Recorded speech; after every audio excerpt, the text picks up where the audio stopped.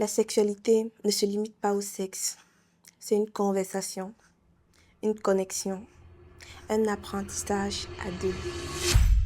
Bonjour, je m'appelle Anonyme, j'ai 35 ans et j'ai un regret.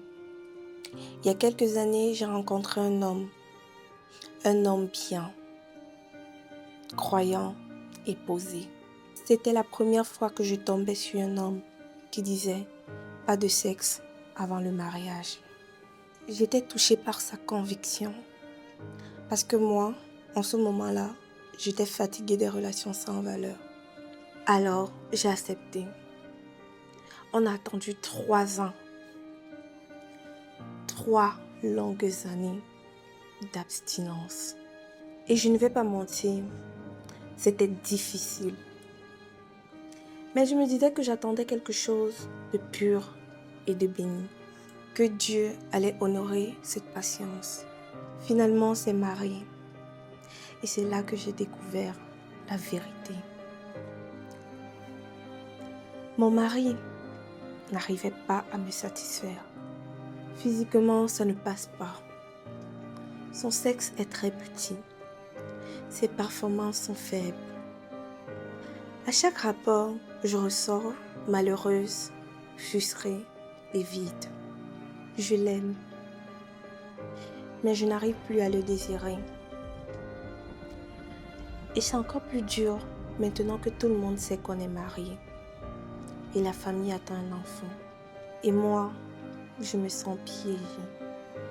Michel, dis-moi sincèrement, est-ce que vraiment c'est une bonne chose d'attendre le mariage avant d'avoir les rapports? Parce que moi, aujourd'hui, j'ai l'impression d'avoir été punie pour avoir voulu faire les choses bien. Bon, là c'est le message d'une abonnée que j'ai reçu aujourd'hui. Alors, tu n'as pas voulu donner ton nom. Je vais t'appeler Anonyme. Laisse-moi te dire que ton message est dur. Pas parce qu'il choque, mais parce qu'il met le doigt sur une vérité que beaucoup taisent. L'abstinence n'est pas une punition, mais un choix spirituel.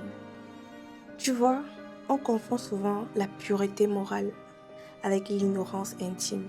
Ce n'est pas le fait d'avoir attendu qui t'a puni, mais c'est le fait de ne pas avoir parlé. Parce que l'abstinence, ce n'est pas le silence. Beaucoup de couples attendent, mais ne se connaissent pas. Et quand le jour du mariage arrive, ils découvrent un corps étranger. Parfois une réalité douloureuse. Maintenant, ta douleur est réelle et elle mérite d'être entendue sans jugement. Tu n'as pas eu tort d'attendre, mais tu as peut-être oublié qu'avant d'attendre, il fallait comprendre. La sexualité ne se limite pas au sexe. C'est une conversation, une connexion, un apprentissage à deux. Alors, je vais poser la question à ceux qui écoutent. Et vous, pensez-vous qu'il faut avoir des rapports avant le mariage pour éviter certaines surprises? Ou alors, il faut rester dans l'abstinence pour préserver les valeurs?